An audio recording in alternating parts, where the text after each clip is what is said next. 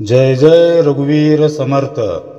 श्रीमत दासबोध दशक 11वा भीम दशक समास 9वा उपदेश नाम। श्रीराम समर्थ। आदी कर्मांचा प्रसंग कर्म केले पाहिजे सांग, कदाचित पडिले व्यंग तरी प्रत्यवाय घडे। म्हणजे प्रत्येकाला प्रत्येक माणसाला सर्वात आधी कर्म हे करावेच लागते, म्हणून कर्म जे करायचे ते व्यवस्थितपणे केले पाहिजे। त्यात काहीही कमतरता काहीही न्यूनता राहिली तर दोष लागतो।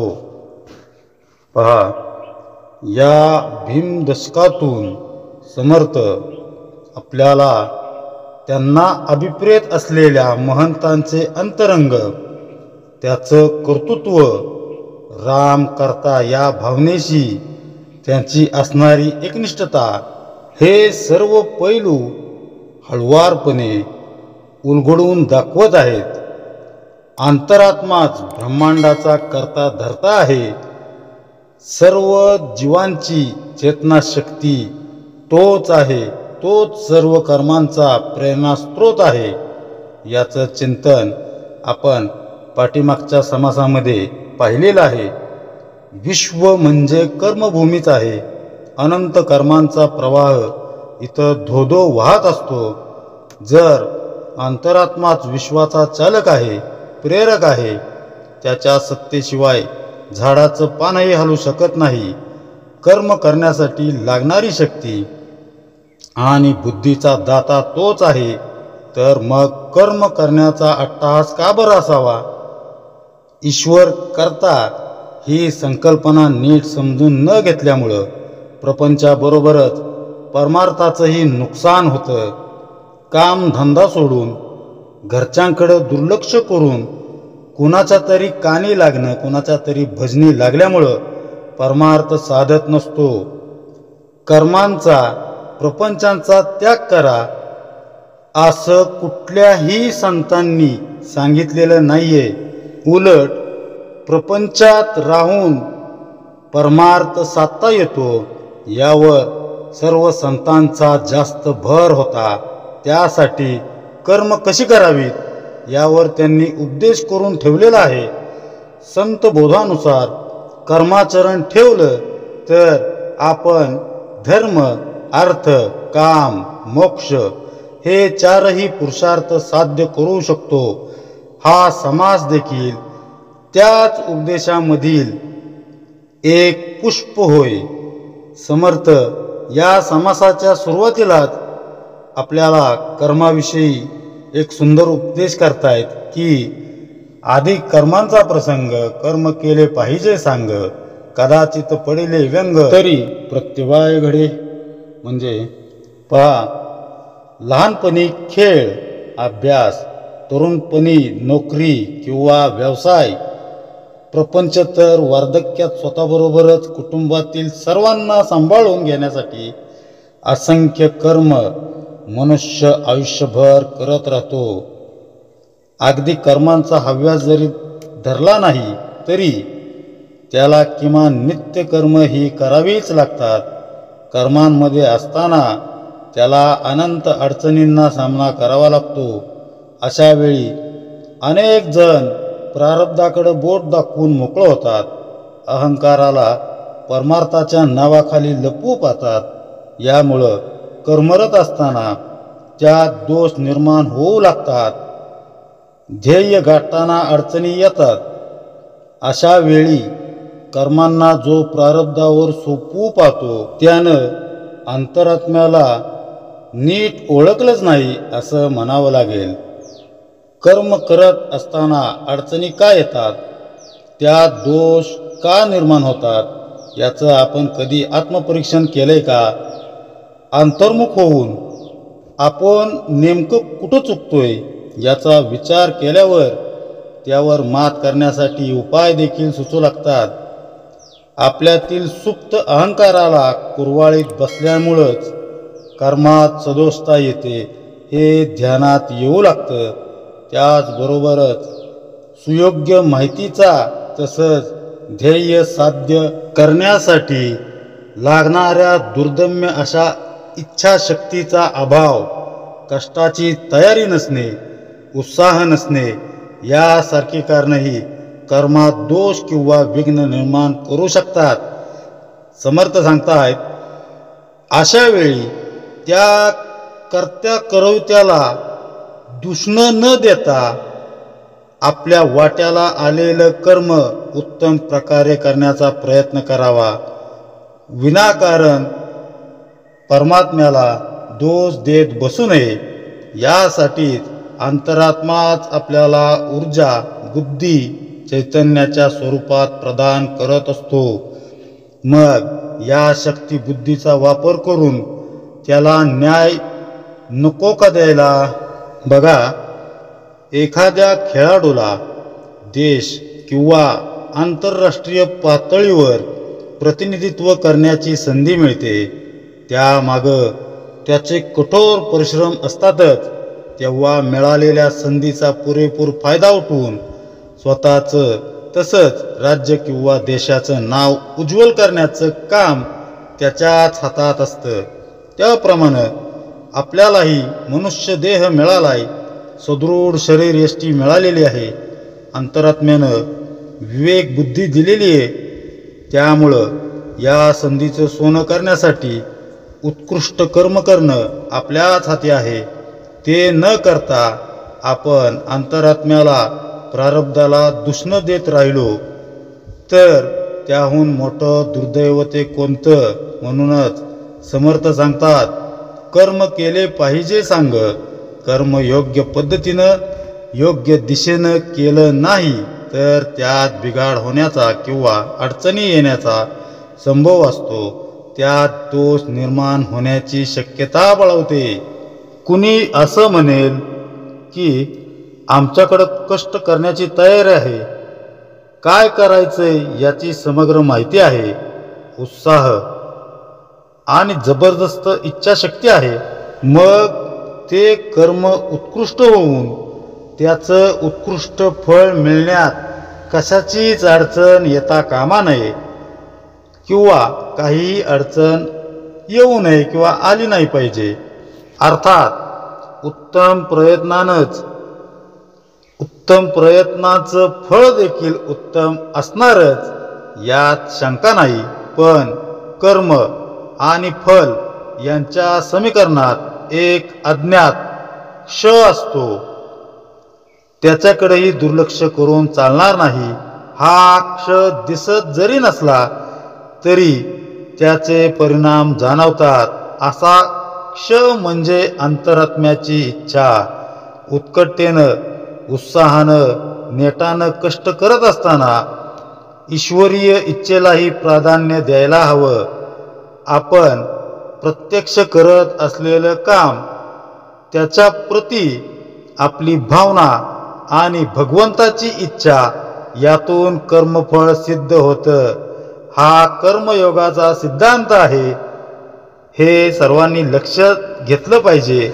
यामध्ये एक गंमत अशी आहे की समजा आपले प्रयत्न कमी पडले, कर्माविषयीचं ज्ञान थोडंसं कमी पडलं, तोकडं पडलं, पण ते संपूर्ण कर्म जर भगवंताच्या स्मरणात होत असेल तर त्या कर्मफळाची लाज राखणं भगवंताला कर्म प्राप्त होतं. हे सर्वांनी ध्यानात ठेवलं पाहिजे. या ठिकाणी आपण एक उदाहरण पाहणार आहोत. आपले कर्म आणि मनातील भावना, ईश्वरीय इच्छा यांचा कसा संयोग असतो ते आपण बघणार आहोत. पहा, संत ज्ञानेश्वर आणि त्यांचे चार भावंड मुक्ताई, निवृत्तीदादा, सोपान हे संत मंडळी ज्यावेळेस लहान होते, खूप अपेष्टित होते, त्यावेळेस एक प्रसंग असा होता की ते रस्त्याने चौघे भावंड जात होते आणि जात असताना अचानक ज्ञानेश्वर महाराजांना एक मातीमध्ये रस्त्यात सोन्याचा हार दिसला. मग तो हार त्यांनी पाहता क्षणी पाठीमागून हे चारी जण भाऊ येत होते मुक्ताई येत होती. मग मुक्ताई ही स्त्री असल्याकारणानं आणि मुक्ताई लहान असल्याकारणानं त्या सोन्याचं तिला आकर्षण होऊ शकतं, या भावनेनं संत ज्ञानेश्वरांनी त्या सोन्याच्या हारावरती पायाने हळूच माती ढकलली. तर 7 वर्षाची असलेली मुक्ताई तिनं ते दृश्य पाहिलं आणि ती संत ज्ञानेश्वरांना म्हणाली, अरे दादा, तू मातीवरतीच माती का टाकतोयस? म्हणजे 7 वर्षाच्या मुक्ताईला किती अंतर्ज्ञान, किती काय भावना असेल बघा. मातीवरती माती म्हणजे सोन्याच्या हाराला सुद्धा ती माती म्हणते. विचार करा, म्हणजे तिथं भावना काय, ती घ्यावं किंवा आपल्याला त्याचा उपयोग होईल. आपली इतकी हाल अपेष्टा आहेत, इतकं आपल्याला त्रास होतोय प्रपंचामध्ये, या गोष्टीचा तिने विचार केला का? तर ती स्वतः म्हणाली की दादा, मातीवरती माती का टाकतोयस? म्हणजे मुक्ताईची भावना कशी असेल? पोटाला पुरेसं अन्न नाही, आज मिळालं तर मिळालं, उद्या मिळेल याची खात्री नाही, अशी अवस्था असतानाही ते परद्रव्य हे लाभकारक नाही आणि त्याच्याविषयी आपल्याला आपल्या मनामध्ये किंवा मुक्ताईच्या मनामध्ये तीळ मात्र लवलेश, स्वार्थाचा लवलेशही आला नाही. आणि याच मुक्ताईनं पुढं चांगदेवाला, ज्यांनी 14,000 वर्ष तपश्चर्या केली होती, असा चांगदेवाला सद्बुद्धी देऊन चांगदेव स्वतः नतमस्तक होऊन मुक्ताईला त्यांनी सद्गुरू केलं. आणि हे चारही भावंड आपल्या राज्याचे, महाराष्ट्राचे तसेच देशाचे अजरामर संत असे झाले, थोर संत झाले. म्हणजे त्यांच्या भावना, त्यांचं वागणं, त्यांचं आचरण कसं होतं त्याप्रमाणे आपणही थोडंसं आपलं आचरण सुधारलं पाहिजे. तसं त्यांचं आदर्श जीवन डोळ्यासमोर ठेवून आपणही आपल्या अंतरंगात अंश मात्र का होईना, थोडा मात्र का होईना, पण बदल घडवून आणला पाहिजे. म्हणजे समर्थ आपल्याला तसं सांगतायत की आपले कर्म, मनातील भावना आणि ईश्वरीय इच्छा यांचा योग घडला पाहिजे, यांचा संयोग घडला पाहिजे. आपल्याला निश्चित कर्मफळ हे योग्य आणि चांगलं उत्तम प्राप्त होणार आहे. आणखीन एक असंच उदाहरण म्हणजे माझ्या बाबतीत घडलेला एक प्रसंग मला या ठिकाणी आपल्या यूट्यूब फॅमिलीला, आपल्या चॅनलच्या फॅमिलीला सांगावासा वाटतो. आजच्या युगातही, या कलियुगातही आपण आपल्याला जी संतांनी शिकवण दिलेली आहे त्याप्रमाणे आपली कर्म, आपली भावना आणि ईश्वरीय इच्छा यांचा योग घडवून आणू शकतो.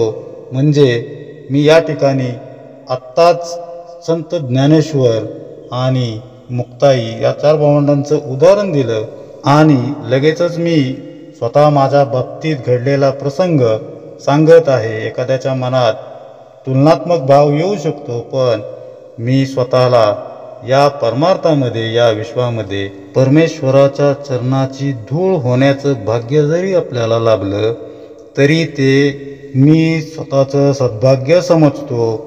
या विश्वामध्ये शून्याला जी किंमत आहे, शून्याला जे मूल्य आहे, तेवढंही मूल्य आपण परब्रह्मासमोर, या विश्वात्म्यासमोर, विश्वकर्त्यासमोर स्वतःचं ठेवत नाही किंवा मी स्वतः ठेवत नाही.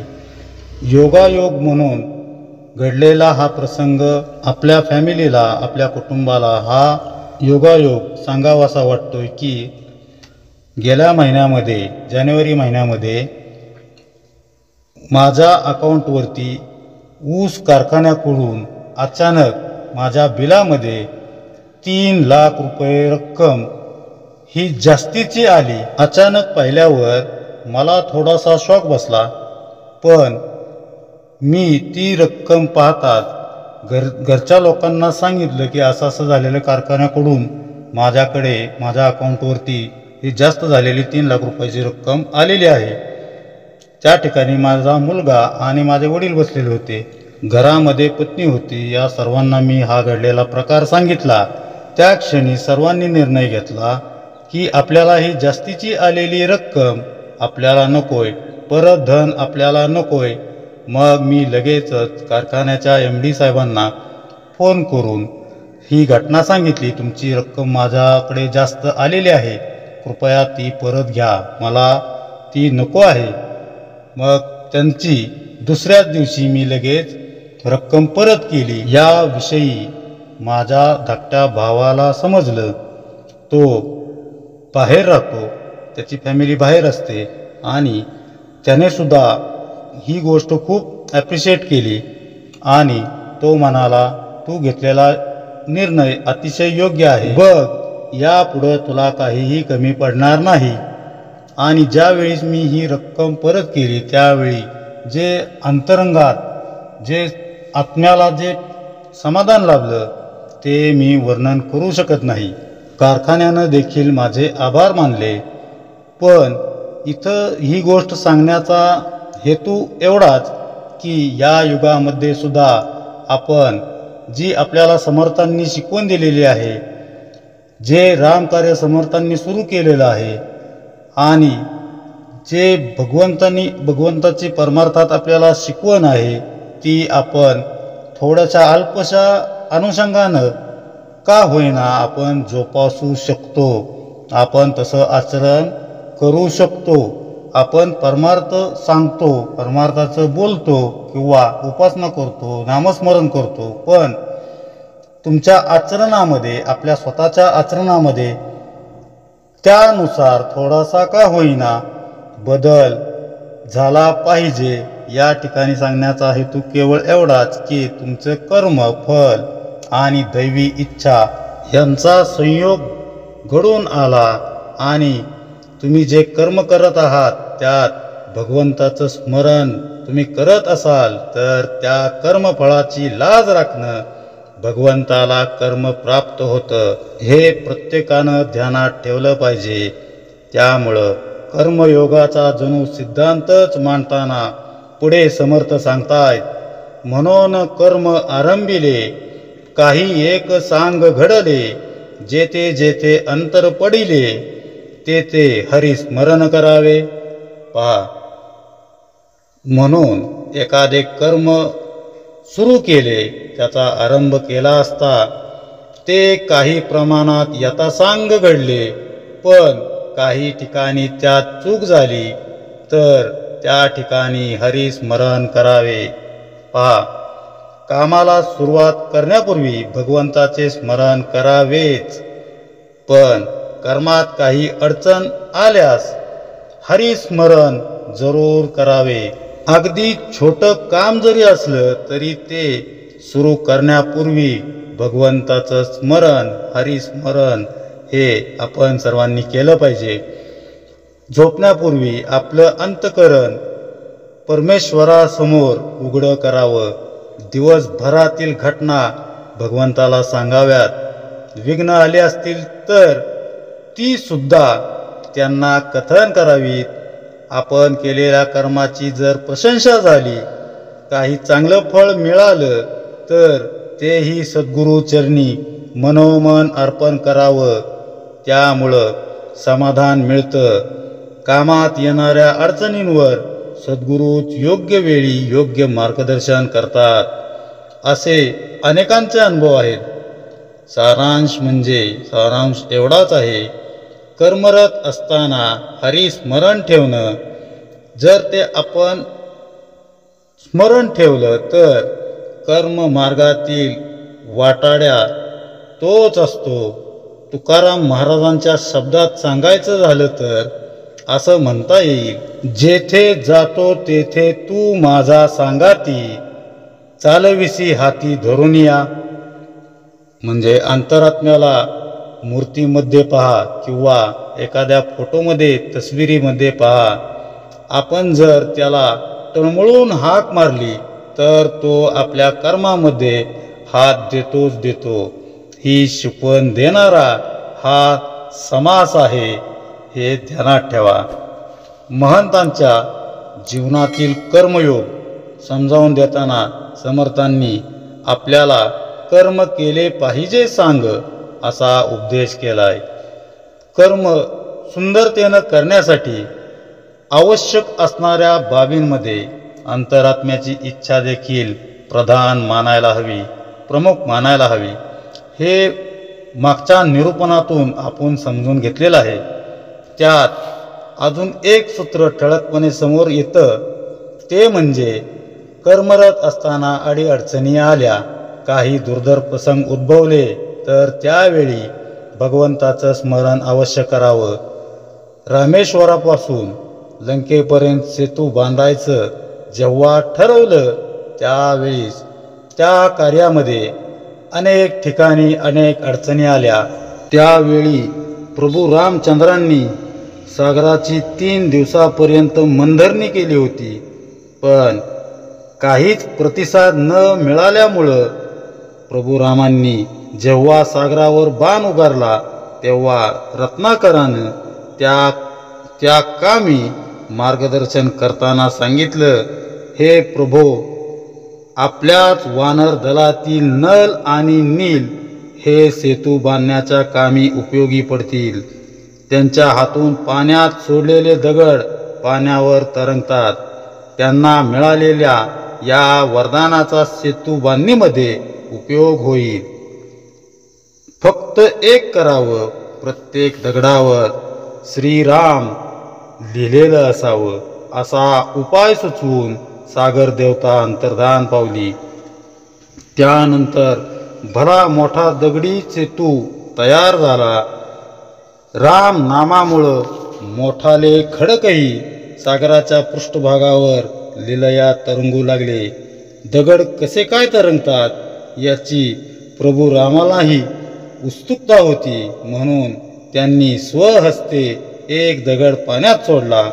आणि काय आश्चर्य, त्यांनी सोडलेला दगड न तरंगता थेट तळाशी गेला. प्रभू रामाला याचं फार मोठं आश्चर्य वाटलं. हनुमान स्वारी मागच उभा होती. ही गोष्ट हनुमान स्वारीच्या लक्षात आली. पुढं येत हनुमान स्वारीने नम्रपणे प्रभू रामांना निवेदन केलं, हे प्रभो, तुमच्या नावानं जीव प्राणीच काय तर दगडही तरून जातात, मात्र तुम्ही ज्याला सोडलं तो कसा बरं तरेल. कार्यात हरिस्मरणाचं किती महत्त्व आहे हे या प्रसंगातून समजतं, हे या प्रसंगातून कळतं. या समासाचा चिंतन प्रवास पुढं सुरू करताना परमात्मा आणि अंतरात्मा म्हणजे नक्की कोण हे समर्थ आपल्याला समजावित आहेत. अंतरात्मा म्हणजे ईश्वर असं आपण समजतो. देवघरातील किंवा मंदिरातील मूर्ती, फोटो, तस्वीर किंवा एखादं उच्च तत्व यांना आपण ईश्वर स्थानी मानतो. या विचारात सांप्रदायिकताही आढळून येते. मनोवांछित कार्यपूर्तीसाठी अमुकच देवतेला नवस करा, तमुक सत्पुरुषाला भजा असे अनाहूत सल्लेही आपल्याला मिळत असतात. कामनापूर्तीसाठी असं करणं हे आपलं ठार अज्ञान आहे. देवता आणि अनामिक शक्तीचं खरं स्वरूपच आपल्याला कळालेलं नाही असं अतिशय दुःखानं खेदानं म्हणावं लागेल.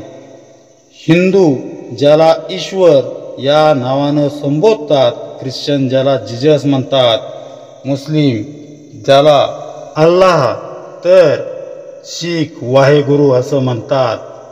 अनेक धर्मातील पंथातील लोक वेगवेगळ्या नावांनी एकाच अंतरात्म्याला हाक मारत असतात. पण हा विचार जर पक्का नसेल तर मात्र अंतरात्म्याविषयी मनात संघर्ष निर्माण होतात आणि त्याविषयी आपल्या विचारांची दिशा भरकटू शकते. यावर समर्थ पुढे भाष्य करत आहेत. तरी तो हरी आहे कैसा, विचार पहावा ऐसा, संध्येपूर्वी जगदीशा, 24 नामी स्मरावे. म्हणजे ज्याचे स्मरण करायचे तो हरी आहे तरी कसा याचाही विचार करणे आवश्यक आहे. संध्या करण्यापूर्वी त्या जगदीशाची 24 नामे घेऊन त्याचे स्मरण करावे. 24 नामी सहस्र नामी, अनंत नामी तो अनामी, तो कैसा आहे अंतर्यामी, विवेके ओळखावा. म्हणजे ज्याची ती 24 नामे आहेत, एवढेच नव्हे तर सहस्र नामेच काय पण अनंत नामे आहेत, तो वास्तविक नाम रूपातील आहे, हे आपण विवेकाने आपल्या अंतर्यामी ओळखावे.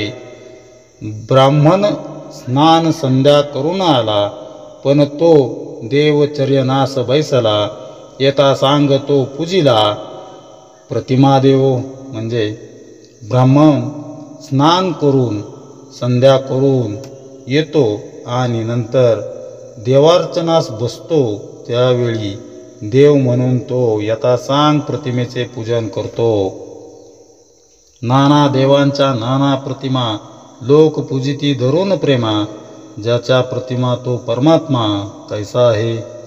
म्हणजे नाना देवांच्या नाना प्रतिमा असतात, लोक प्रेमाने त्या प्रतिमांची पूजाही करतात, पण ज्याच्या प्रतिमेची आपण पूजा करतो तो परमात्मा आहे तरी कसा, हे जाणून घेतले पाहिजे. पहा, स्नान संध्या भगवंताची पूजा अर्चा आपण नित्य करतोच, ईश्वराला हाकही मारतो, पण हे करताना आपली अज्ञावश भूमिका कशी असते याकरता संतांचं एक वाक्य नेहमी लक्षात ठेवावं, ते म्हणजे आमच्या घरात देवघर नाही, आम्हीच देवाच्या घरात राहतो. किती उदात्त भावना आहे ही. आपण मात्र देवता, अंतरात्मा, ईश्वरीय तत्वाला खूपच संकुचित करून ठेवलेलंय. याला देवघरापुरतं मर्यादित केलंय, व्रत वैकल्यामध्ये बंदिस्त केलेलंय. देव कोपतील, शाप देतील या भीतीनंच जास्त करून आपण पूजन अर्चन करत असतो आणि ते केल्यानं आपल्याला काहीतरी परतावा हवा असतो. मनासारखं घडलं नाही तर देव कोपला अशी आपली समजूत होते. याचाच अर्थ आराध्य देवतेच्या विषयी आपल्या मनात प्रेमभाव असण्याऐवजी भीतीच अधिक असते. परंतु भगवंतावर जर आपलं खरं प्रेम असेल तर आपण त्याला मूर्ती, प्रतिमा किंवा देवघरापुरतं सीमित करून ठेवू शकणार नाही. जसं प्रेम आपल्याला व्यापून असतं, तसं ईश्वरीय अस्तित्वाची जाणीव हे अंतरात्म्याचं स्वरूप आहे. ही जाणीव अंतरंगात अखंड आणि घट्ट होण्यासाठी स्नान संध्या, व्रत, पूजा अर्चा या गोष्टी कराव्यात. काम उरकणं ही भावना त्या पाठीमागं नसावी. आपल्याला त्या तत्वांशी संवाद साधता यावा, त्याच्या अस्तित्वाची जाणीव प्रगल्भ व्हावी, यासाठी तो सगळा खटाटोप आहे. एका सद्गृहस्थांचं आपण जर उदाहरण पाहिलं तर त्यांचा मुलगा 3-4 वर्षांचा असतानाची ती गोष्ट आहे. त्याला घेऊन ते बागेत जातात. मुलगा उंच घसरगुंडीवर जाण्यासाठी त्या शिडीवर चढू लागतो. जसजसा तो उंच जाऊ लागतो तसतसं वडिलांच्या मनामध्ये धाकधूक सुरू होते. मुलगा पडतो का काय या विचारांना ते काळजी करू लागले. वडील त्याला सावध राहण्याची सूचना देतात. शेवटी मुलगाच त्यांना म्हणतो, बाबा काळजी करू नका, सद्गुरू आहेत ना, समर्थ आहेत ना बरोबर. ही गोष्ट ऐकून त्या सद्गृहस्थांना एकदम धक्काच बसतो. मन भरून येतं. सद्गुरू आहेत ही त्यांची जाणीव कशी लुप्त झाली. त्यांनी फक्त तसबिरीपुरतं किंवा देवघरापुरतं कसं मर्यादित करून ठेवलंय हे त्या छोट्याशा 3-4 वर्षाच्या मुलानं जेव्हा दाखवून दिलं, तेव्हा त्या मुलाच्या वडिलांना एकदम ओशाळल्यासारखं वाटलं. ईश्वराला आपणच मूर्ती, प्रतिमेत बंदिस्त करून ठेवतो. स्नान संध्यादी कर्मापुरतं मर्यादित करून ठेवतो. खरं तर तो सतत सोबत आहे अशी आपली सहज जाणीव असायला हवी. रामचरितमानसमध्ये एक सुंदर प्रसंग तुलसीदासांनी वर्णन करून ठेवलेला आहे. वनवासात असताना राम, सीता आणि लक्ष्मण एका गावाच्या वेशीवर आले. विशाल वृक्षाच्या छायेत ते तिघे विश्रांती घेत होते. दोन सुकुमार तरुण आणि सुंदर स्त्री कोण हे पाहण्यासाठी गावकरी त्या ठिकाणी गोळा झाले होते. त्यांच्यासाठी कुणी पाणी, कुणी फळं घेऊन आले. प्रभू रामानंही त्या प्रेमाचा स्वीकार केला. आता सर्वजण त्या तिघांभोवती गोलाकार करून बसले होते. आश्चर्याची गोष्ट म्हणजे सर्वांना प्रभू राम समोरच दिसत होते. कुणाकडेच त्यांची पाठ नव्हती. तसं अंतरात्माही आपल्या सन्मुखच असतो. कर्मात तो सतत आपल्या बरोबरच असतो. कर्माची प्रेरणाही तोच, कर्मफळाचा भोगताही तोच. अशा ईश्वराला पूजा, संध्या, कर्मात बांधणं कितपत योग्य आहे याचा अर्थ स्नान, संध्या, पूजा अर्चा करणं बंद करावं असा नाही. या गोष्टी तर आवर्जून कराव्यातच, पण त्या केवळ पाट्या टाकल्यासारख्या न करता त्या योगे ईश्वराला जिवंत करता यायला हवं. जागृती, स्वप्न, सुषुप्ती या तिन्ही अवस्थांमध्ये भगवंताचं अस्तित्व अबाधित राखता यायला हवं. त्यासाठी कर्म करताना त्यात प्रेम, सद्भाव, आत्मीयता, ईश्वरीय अस्तित्व जाणीव असणं आवश्यक आहे. समर्थ पुढे म्हणतात, ऐसे ओळखिले पाहिजे, ओळखून भजन कीजे, जैसा साहेब नमस्कारीजे, ओळखिल्या उपरी. म्हणजे याप्रमाणे त्या परमात्म्याचे खरे स्वरूप जाणून मग त्याचे भजन पूजन केले पाहिजे. जसे मालक कोण आहे हे ओळखल्यानंतर त्याला आपण नमस्कार करतो. पहा, अंतरात्मा रूपी साहेब ओळखून त्याला प्रेमभावयुक्त नमस्कार करावा. भीतीपोटी देखल्या देवा दंडवत अशी केवळ बाह्यांगाची शुष्क वृत्ती इथं उपयोगाचीच नाहीये. भगवंताला अंतरंगात ओळखून त्याला नमन करण्याची सहज वृत्ती तयार होणं हे उपासने मागचं उद्दिष्ट आहे. ही वृत्ती ज्याला साधली अशा जीवांपासून अंतरात्मा दूर नसतोच. सतत सांगाती असणाऱ्या भगवंताचं अखंड स्मरण म्हणजेच त्याच्या अस्तित्व जाणीवेला जिवंत ठेवणं होय. घरी पाहुणा यावा, त्याच्यासोबत दिवसभर फिरावं, पण त्याच्यासोबत चकार शब्दही बोलू नये. असं केलं तर त्या पाहुण्याचं मन किती दुखवेल बरं. तसं सतत आपल्या सोबत असणाऱ्या भगवंताबरोबर आपण काही बोललोच नाही, त्याची उपेक्षाच केली तर त्याला कसं वाटेल तुम्हीच विचार करा बरं. तेव्हा दिवसातील काही क्षण तरी त्याच्याशी प्रेम संवाद करण्यासाठी राखून ठेवायला हवेत. पण हे करायचं सोडून आपण त्याला गोड धोडाचा नैवेद्य, हार तुरे यासारखी सरबराई करण्यात धन्यता मानतो. ईश्वर तर आपल्या प्रेमाचा भुकेलेला आहे हे लक्षात घेतलं पाहिजे. तो आपल्या मनातील भाव धुंडाळत असतो. त्याला इतर लौकिकाची काहीच गरज नसते. भगवंताला मनोमन ओळखून त्याला नमस्कार करणं हे श्रेयस्कर. त्यानंतर स्नान पूजादी कर्म केली तर चांगलंच आहे. अशा रीतीनं समर्थ आपल्याला समजावून सांगत आहेत पुढे. तैसा परमात्मा परमेश्वर, बरा ओळखावा पाहोन विचार, तरीच पाविजे पार भ्रमसागराचा. म्हणजे त्याप्रमाणे विचार करून परमेश्वर कसा आहे हे जाणून घेतले तरच या भ्रमरूपी भवसागराच्या पार जाता येते.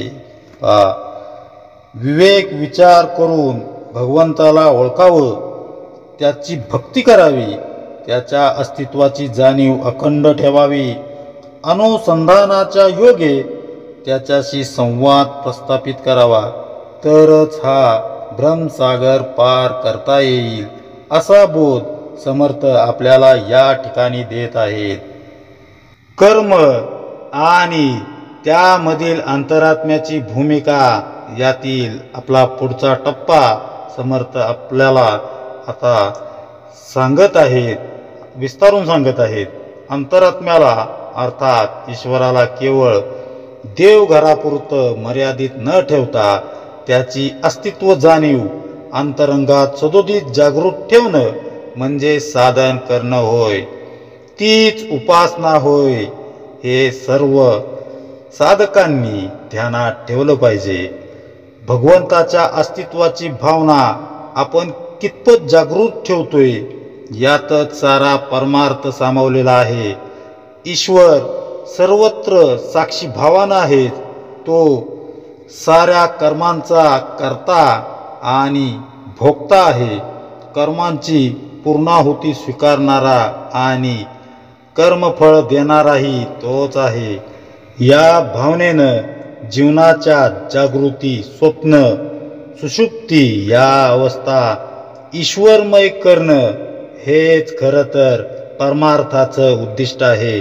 त्या अनुषंगानं नामस्मरण, देवतार्चन, साधन यांचं जीवनातील असणारं महत्त्वाचं स्थान आता आपण समजून घेणार आहोत. आपल्या देवघरात, संतांच्या समाधीस्थळी किंवा तीर्थस्थानी पूजा अर्चा, नैवेद्य, आरती अशी यथासांग पूजा केली जाते. हे कशासाठी केलं जात असावं? ज्याला उपेक्षा, निंदा, हार तुऱ्यांसारख्या वाटतात, ज्याला निखाऱ्याचे, तिखटाचे लाडू पेढ्या समान वाटतात, जो जीवनाकडं सम्यक दृष्टीनं पाहतो असा सत्पुरुष काही वस्तू त्याला समर्पित केल्यानं प्रसन्न होतो असं अजूनही आपल्याला वाटतं का? सद्गुरूंना किंवा ईश्वराला अशा उपचारांची गरज असते का? प्रतिमा, मूर्ती, समाधी अशा स्वरूपात असलेला अंतरात्मा आनंदानं आपले सोपस्कार गोड मानून घेतो, पण या सर्वांची त्याला आवश्यकता नसते. पण मग हे सर्व आपण करतो तरी कोणासाठी? व्यवहारात एखाद्याला जी गोष्ट नको असते ती त्याला आपण देत नाही. त्याच नियमानं ज्या बाह्य उपचारांची ईश्वराला गरज नसताना आपण त्याची पूजा अर्चा करून नाना गोष्टी त्याला का बरं अर्पण करतो, याविषयी समर्थ त्यांचं मत पुढील काही ओव्यांमध्ये अगदी गूढ अर्थानं मांडत आहेत, नोंदवित आहेत. पूजा घेता ती प्रतिमा, अंगा येतो अंतरात्मा, अवतारी तरी निजधामा येऊन गेले. म्हणजे प्रतिमांची पूजा केली तरी ती अंतरात्म्याला पावते. भगवंताचे अवतार किंवा अवतारी पुरुष या जगात येऊन कार्य करून परत निजधामास जातात. परी ते निज रूपे असती, ते निजरूप ते जगज्योती, सत्वगुण तयेस म्हणती, जाणती कळा. म्हणजे पण ते निज रूपाने असतातच आणि ते निज रूप म्हणजेच जगज्योती होय. शुद्ध सत्वगुण किंवा जाणती कळा असेही तिला म्हणतात. पहा, या सर्व उपचारांची, पूजेची खरी गरज आम्हालाच आहे, भगवंताला नव्हे. अंतरात्मा आपल्या अंतरंगात प्रगट व्हावा म्हणून हे सर्व सोपस्कार आहेत. संतांनी याचा अजून एक जवळचा मार्ग सांगून ठेवलाय, तो म्हणजे मानस पूजेचा. देहानं सर्व उपचारांनी ईश्वराची पूजा करण्यासाठी लागणारी सामग्री हवी तशी आणि शुद्ध स्वरूपात मिळेल किंवा न मिळेल, मात्र मानस पूजेत ते सर्व उपचार आपण अगदी उत्तम रीतीनं करू शकतो आणि तेही तशी प्रत्यक्ष कृती न करता.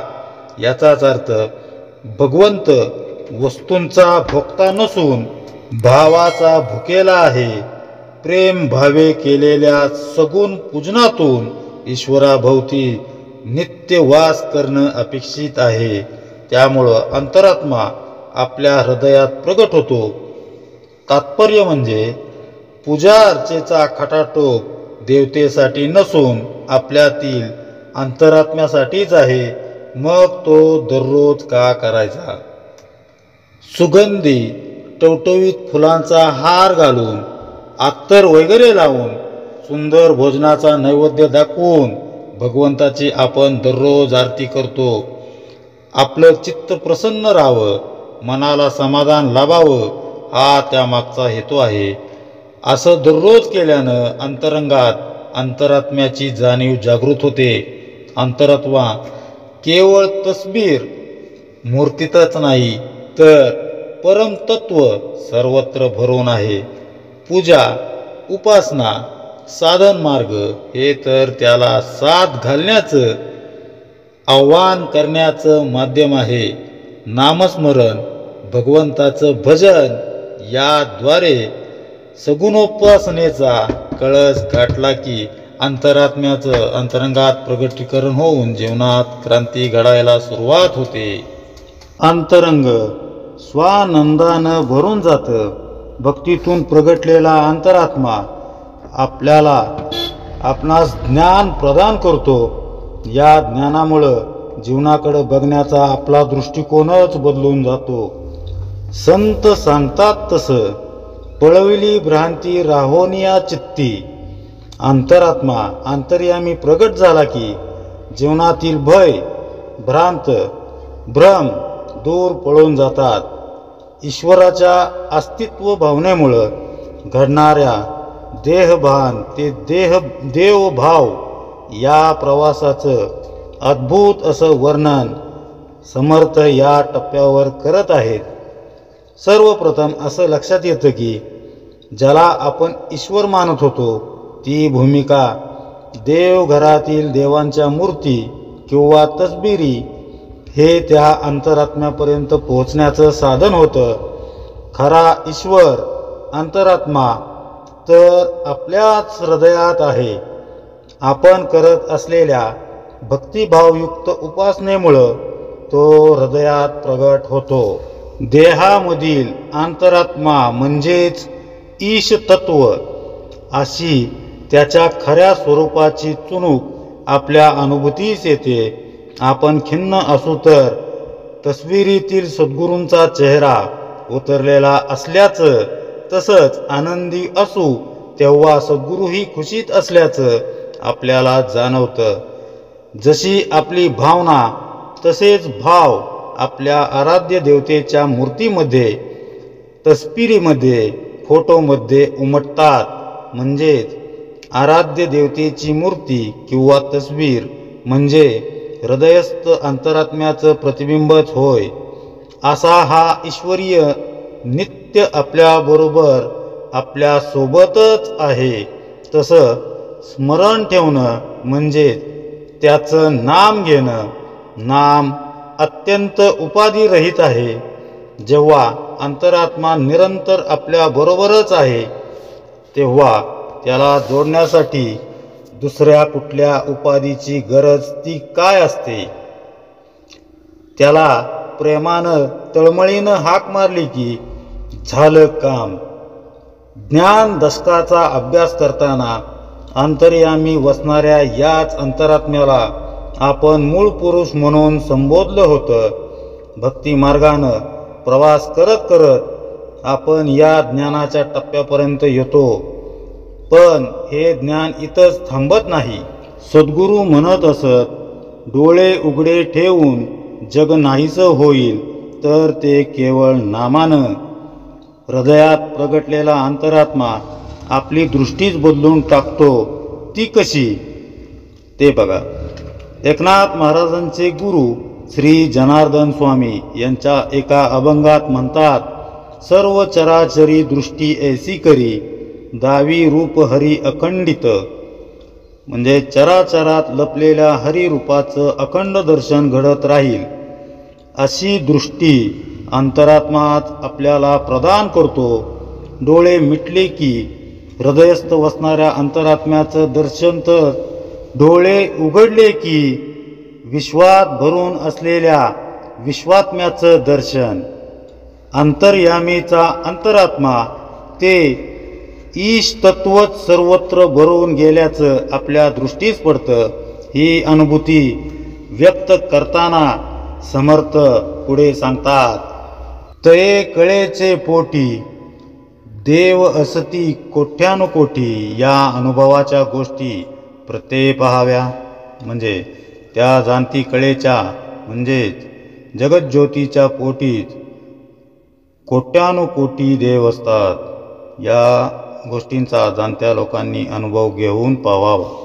देह पुरामध्ये ईश म्हणून तया नाव पुरुष, जगामध्ये जगदीश तैसा ओळखावा. म्हणजे या देहरूपी पुरामध्ये जो ईश असतो त्याला त्याच्या संबंधानेच पुरुष असे म्हणतात. तो जगाच्या संदर्भात जगदीश म्हणून ओळखला जातो. पहा, दृष्टी पालटते म्हणजे वृक्ष लता वेलींच्या जागी किंवा आसपासचे लोक राम रमैयाप्रमाणे दिसू लागतात. असं नव्हे, मला तुमच्यातील रामरूपच दिसतंय असे सद्गुरू म्हणायचे. तेव्हा नेहमीच त्यांना त्यांच्या धनुर्धारी राम किंवा योग्यांचे मंडन असलेला राम दिसत असेल का, याचं मर्म उलगडताना समर्थ पुढे सांगतात, जाणीव रूपे जगदांतरे प्रस्तुत वर्तती शरीरे, अंतकरण विष्णू येणे प्रकारे ओळखावा. म्हणजे जगातील सर्व प्राण्यांच्या शरीरात जाणीव रूपाने राहून जो त्या शरीरांना कार्यप्रवाह करतो तोच अंतकरण रूपी विष्णू होय. या प्रकारे त्यास जाणून घ्यावे. तो विष्णू आहे जगदांतरी, तोची आपुले अंतरी, करता भोगता चतुरी, अंतरात्मा ओळखावा. पहा, जो विष्णू या प्रकारे सर्व जगतातील प्राण्यांच्या अंतर्यामी असतो तोच आपल्या अंतरात असतो आणि तोच करता भोगता असणारा अंतरात्मा होय. हे चतुर पुरुषांनी ओळखले पाहिजे, जाणून घेतले पाहिजे. पहा, दृश्य जसं आहे तसंच राहतं, पण त्यामध्ये वास करणारी जगज्योती जाणीव कला म्हणजेच श्री विष्णूंचं रूप सर्वांठाई एकच एक असतं याची खात्री होते. म्हणूनच तर गोदामाईच्या वाळवंटात मरणोन्मुख अवस्थेत असणाऱ्या गाढवाच्या मुखात एकनाथ महाराज गंगेचं पवित्र जल घालवू शकले.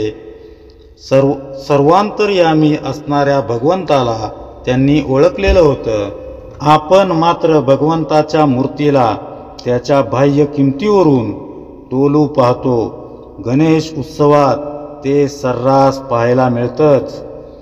सर्व भूतांप्रती मनात कणव निर्माण होणं, प्रत्येक जीव माझ्या इतकाच तृप्त शांत व्हावा असं मनापासून वाटणं, मला जसं स्वतःचं कल्याण व्हावं असं वाटतं तसं जगाचंही कल्याण व्हावं अशी भावना दाटून येणं म्हणजे अंतस्थ अंतरात्मा जागृत होत चालल्याची खूण आहे.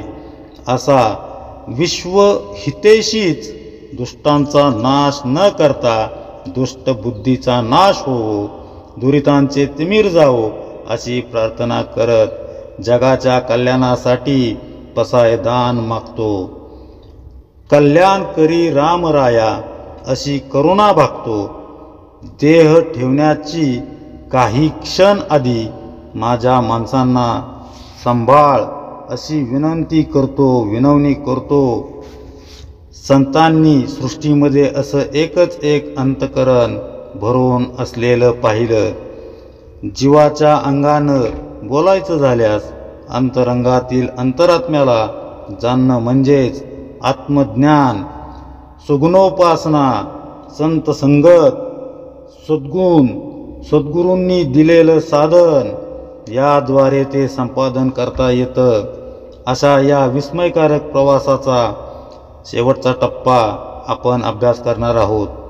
या दशकात महंतांच्या लक्षणांचा अभ्यास करताना समर्थांनी विविध समासात जे बोधामृत दिलं ते सार रूपात या उपदेश निरूपणामध्ये साठवलेलं आहे. ईश्वर किंवा देव म्हणजे अंतरात्मा. सृष्टीतील सारं कर्तृत्व त्याच्याकडचं असतं, त्याच्या जवळच असतं असं समर्थांनी सांगितलंच. स्वप्नात अनेक घटना घडत असतात. त्यांचा जसा कोणी एक नियंत्रक असतो तसंही ही सृष्टी स्वप्नवत असून तिचा नियंता देखील कुणी वेगळा असलाच पाहिजे. मात्र अज्ञानरूपी पांघरून ओढून घेतल्यामुळे देहभावाच्या गाढ निद्रेत गेल्यानं आपण कर्तेपण स्वतःकडे घेतो. मी करता आहे, मी करता म्हणणं म्हणजे स्वप्नातील गोष्टींचं कर्तेपण आपल्याकडं घेतल्यासारखं आहे. वास्तविक या सर्व घटनांचा करता भोगता तो अंतरात्माच आहे. पण हा विश्वव्यापक अंतरात्मा म्हणजे परमात्म्यावरील उपाधीसारखा आहे. निश्चळ निर्विकार परब्रह्माकडं कर्तृत्व देणं म्हणजे त्यावर उपाधी लावल्यासारखंच आहे. मग परब्रह्माला जाणायचं कसं? मायेत गुरफटलेल्या जीवाला त्यातून बाहेर पडायचं असेल तर उपयोगी पडतो तो केवळ अंतरात्माच. त्याच्या मदतीशिवाय मायेचा गुंता सुटणं अशक्यच. साधनाभ्यास, उपासना याद्वारे आपण जितकं तळमळून अंतरात्म्याची करुणा भागू, जितकं त्याच्याशी एकरूप होऊ, तद्रूप होऊ, तितकं त्याच्याच कृपेनं त्याचं स्वरूप कळू लागतं. तोपर्यंत साधनपथावर अव्याहत चालत मात्र राहायलाच हवं. या दरम्यान आपल्यात काही आंतरिक बदल होऊ लागतात. सर्वत्र ईश्वरीय सत्तेचा अनुभव येऊ लागतो. मी ईश्वराचा अंश आहे, तोच या देहात राहतो आणि तोच माझा बोलविता आणि करविता धनी आहे. कर्मफलाचा भोगताही तोच आहे. अशी जाणीव एकदा का अंतरंगात दृढ झाली की आपण जीवनाकडं खेळकर दृष्टीनं पाहू लागतो. ज्ञानेश्वरीमध्ये 9व्या अध्यायामध्ये एक ओवी आहे. परी आता आमू ते गोड करावे, ऐसे तांदुळी कासया विनवावे, साई खडियाने काय प्रार्थावे, सूत्रधारा ते. बघा, सद्गुरू म्हणतात या ओवीतच गीतेचं सार आहे. आम्हाला गोड करून घ्या अशी विनंती भातातील तांदूळ भात शिजवणाऱ्याला किंवा खाणाऱ्याला करतील का? आम्हाला चांगले नाचव असं कळसूत्री भावल्या सूत्रधाराला सांगू शकतील का? हे जसं शक्य नाही तसं आपणही बाहुलीप्रमाणे असून आपल्याला नाचवणारा तो अंतरात्माच आहे याची खात्री पटते.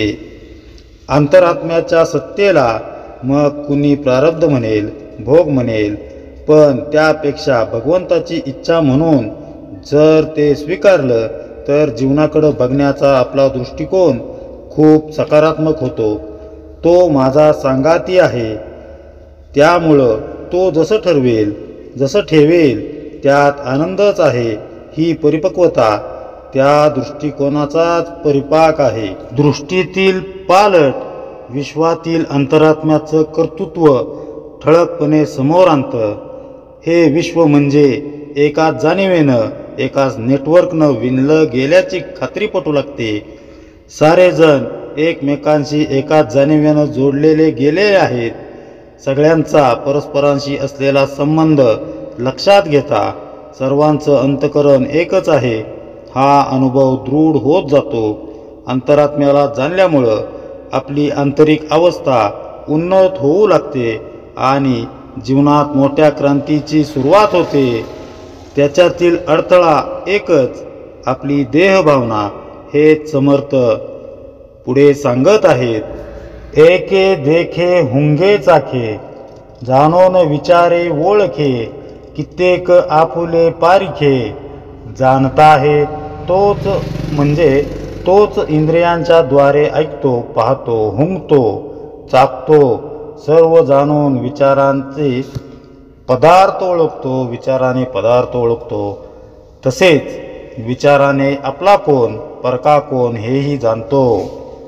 एकची जगाचा जिव्हाळा, परी देह लोभाचा अडथळा, देह संबंधे वेगळा अभिमान धरी. म्हणजे सर्व जगाची जीवनकला म्हणजेच अंतरात्मा एकच असून देह लोभाच्या अडथळ्यामुळे देहाच्या संबंधाने आपण इतरांकडून वेगळे आहोत असा अभिमान तो धरतो. पहा, देहबुद्धीमुळं जगाचं अंतःकरण एकच असूनही ते आपल्या अनुभूतीस येत नाही. आपल्याला तो कल्पनाविलास वाटतो. या समासाच्या सुरुवातीलाच समर्थांनी आपल्याला एक सूत्र दिलं, ते असं की कर्मात अडचण येतात जशी गजेंद्रानं नरकाच्या तावडीतून सुटण्यासाठी भगवंताची करुणा भाकली, तशी आपण देखील त्या अंतरात्म्याची तळमळून प्रार्थना करावी. जसं कमी दाबाचा पट्टा तयार झाला की इतर ठिकाणचे वारे कमी दाबाच्या दिशेने जोरात वाहू लागतात, त्याबरोबर बाष्पयुक्त ढगही तेथे गोळा होऊन पर्जन्यवृष्टी होते. तसं आपण मीपणानं जितकं कमी होऊ तितकं अंतरात्मा आपल्या चिदाकाशात प्रगट होऊ लागतो. असा अंतरात्मा आहे तरी कसा? पुढं समर्थ सांगतायत. उपजे वाडे मरे मारी, जैसा उचलती लहरी वरी लहरी, चंचळ सागरी भोवरी, त्रैलोक्य होत जाते. म्हणजे सागरात जसजशा एका मागोमाग एक लाटा येतच राहतात, त्याचप्रमाणे तो अंतरात्मा निरनिराळे देह धारण करतो, त्यांची वाढ होते. ते देह मरतात, इतरांना मारतात. अशा प्रकारे त्या चंचळ अंतरात्मा रूपी सागरातील लाटांच्या रूपाने त्रैलोक्याची उत्पत्ती स्थिती लय होतच राहतात. त्रैलोका वर्तवितो एक, म्हणून त्रैलोक्य नायक, ऐसा प्रत्ययाचा विवेक, पहाना कैसा. म्हणजे संपूर्ण त्रैलोक्याला तो अंतरात्मा चालवतो म्हणून त्याला त्रैलोक्य नायक असे म्हणतात. विवेकाने याचा अनुभव तरी घेऊन पहाना. पहा, अंतकरण रूप जाणीवेच्या योगे अंतरात्मा सर्वत्र व्यापून उरला आहे. त्याची विशुद्ध भावानं आराधना करतात. तो भक्त वत्सल भक्ताच्या हाकेला धावून येतो. त्रैलोकांचा चालक असलेल्या त्या त्रैलोक्य नायकालाच विवेकानं जाणून तर पहा, असा अर्ज, असा आग्रह समर्थ या ओवीत करत आहेत. इथं एक प्रश्न उपस्थित होऊ शकतो, तो असा की अंतरात्म्याची अनुभूती म्हणजेच आत्मसाक्षात्कार आहे का? विश्वात भरून असलेल्या ईश्वराला जाणणं, त्याच्या व्याप्तीची जाणीव होणं हेच परमार्थाचं उद्दिष्ट आहे का? अथक साधनाभ्यासानं किंवा अंतरात्म्याच्या कृपेनंच त्यांच्यापर्यंत पोचण्याचा प्रवास आपण करू शकतो. सर्व अडचणीतून तोच आपल्याला सही सलामत बाहेर काढून त्याच्यापर्यंत घेऊन येतो.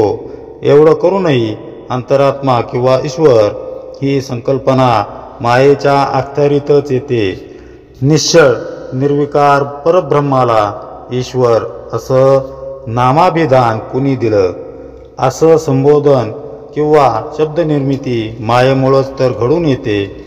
त्यामुळं समर्थ आपल्याला एका अद्भुत वळणावर घेऊन येतात. ऐसा अंतरात्मा बोलिला परी तोही तत्वांमध्ये आला, पुढे विचार पाहिजे केला महावाक्याचा. म्हणजे असा हा अंतरात्मा सर्व शक्तीनिशी संपन्न असला तरी तो तत्वामध्येच अंतर्भूत होतो. म्हणून पुढेही महावाक्याचा विचार निरंतर करीतच राहिले पाहिजे. पहा, अंतरात्माच जीवाला तुर्यावस्थेपर्यंत घेऊन येतो. ही प्रक्रिया नेमकी होते कशी? प्रथम त्याला आपल्या देहात शोधावा. सर्व कर्तेपण ईश्वराकडे सोपवावं. कर्तेपणाचा ऱ्हास होताच अहंकार लय पावताच चराचरात अंतरात्माच भरून उरला आहे ही जाणीव घट्ट होते. संत यालाच तुर्यावस्था म्हणतात. म्हणजेच सद्गुरु प्रदत्त साधन, त्याची कृपाच आपल्याला देवाच्या दारापर्यंत घेऊन येते. पण अंतरात्मा म्हणजे परब्रह्म नव्हे. त्यामुळं पुढं जाऊन विशुद्ध निर्मळ परब्रह्माचा विचार करायलाच हवा असं समर्थ सांगत आहेत. आधी देखिला देहधारी मग पाहावे जगदांतरी, तये चिनिया उपरी परब्रह्म पावे. म्हणजे आधी देहधारी जो अंतरात्मा त्याचा शोध घ्यावा, नंतर जगदांतरी त्याचा शोध घेता घेता अचानक परब्रह्माची प्राप्ती होते. परब्रह्माचा विचार होता निवडे सारा सार, चंचळ जाईल हा निर्धार चुके नाकी. म्हणजे सारासार विचाराने परब्रह्मासंबंधी विचार करू लागल्यावर तेथे चंचळ राहणार नाही हे निर्धारपूर्वक जाणून घ्यावे. पहा, सद्गुरू म्हणत त्याप्रमाणे सद्गुरू असे म्हणत की तुम्ही तुमचा हात माझ्या हातात द्या, मी तो रामाच्या हातात नेऊन देईन. सद्गुरू जीवाची परब्रह्माशी भेट घडवून आणतात आणि इतर जीवांना तिथपर्यंत आणण्याकरिता, त्यांच्या उद्धाराकरिता अंतरात्म्याच्या वहनावर स्वार होऊन चंचळत परत येतात. परब्रह्म रूपाची, परब्रह्म स्वरूपाची ही अनुभूती म्हणजे सारासार विवेकाचा अत्युत्तम आविष्कारच. सृष्टी अंतरात्म्याच्या सत्तेने जरी चालत असली तरी ती स्वप्नवतच आहे आणि परब्रह्म तर निश्चळ निर्विकल्प आहे. म्हणून चंचळाला सारासार विवेकाच्या मदतीनं अंतरंगातून दूर करताच जे उरतं ते परब्रह्म. त्याला उत्पत्ती, स्थिती, संहार नाही. परब्रह्मा व्यतिरिक्त जे जे आहे ते सर्व अंतरात्म्याच्या म्हणजे मायेच्या छत्राखाली येतं. परमतत्व तर निरंजन आहे. अशा स्थितीला ज्ञानाचं विज्ञान होतं. जीवनातील जीवात्मा, विश्वातील अंतरात्मा आणि त्या पलीकडचा परमात्मा या तिघात भेद नाही हे कळणं म्हणजे ज्ञानाचं विज्ञानात रूपांतरण होणं होय. परमतत्व एकच एक आहे. आपण त्यावर अज्ञानवश नाना उपाधी लावतो. दृश्य जग निर्माण झालंय अशा मानसिकतेत वावरतो. मात्र अविरत ओठी नाम असेल, अविरत तोंडी नाम असेल तर अहंता गळून पडते.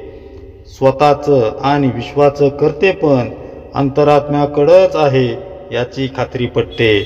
देहामधील स्वस्वरूप अनुभवायास आलं की विश्वातील ईश्वर स्वरूप अनुभवता येतं.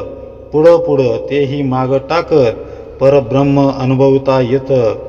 विकाररहित मन उन्मन होता होता त्यात स्वचा मीचा लय होऊन जातो आणि देवालयातील देव अंतर्यामी प्रगटू लागतो. शब्दज्ञान फोल ठरतं. त्यातील लक्षांशही हिनकस होऊ लागतो.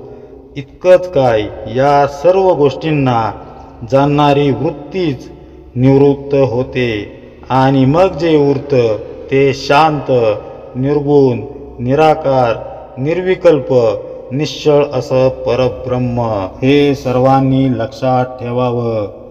उत्पत्ती, स्थिती, संहार जाण, त्याहून वेगळा निरंजन.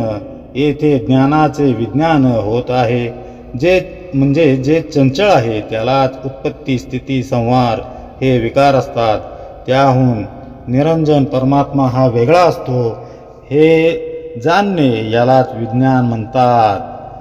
अष्टदेह थानमान जाणोन झाली या निर्शन. पुढे उरे निरंजन. विमळ ब्रह्म म्हणजे पिंडाचे 4, ब्रह्मांडाचे 4 हे सर्व मिळून अष्टदेहांचा जेव्हा निराश होतो तेव्हा केवळ निरंजन विमल ब्रह्म तेवढे उरते. विचारेची अनन्य झाला, पाहणारा विन प्रत्यय आला, तोही वृत्ती निवृत्तीला. बरे पहा म्हणजे विचाराने ऐक्य अनुभवावे. हा अनुभव घेणारा निराळा कोणी नाही, वेगळा कोणी नाही असा निश्चय झाला तरीही पण अतिसूक्ष्म अशी वृत्तीच होय. हिचाही आपल्याला लय झाला पाहिजे. येथे राहिला वाच्यांश, पाहून सांडिला लक्षांश. लक्षांशा सरसा वृत्तिलेश, तोही गेला. म्हणजे येथे वाच्यांश म्हणजे शब्दार्थ मावळतो. अनुभवून लक्षांशही मागे पडतो आणि लक्षांशाबरोबर त्या अतिसूक्ष्म वृत्तीचाही लय होतो. अर्थात परब्रह्माशी ऐक्य होते. इति श्रीदासबोधे गुरुशिष्य संवादे उपदेशनाम समास 9. जय जय रघुवीर समर्थ.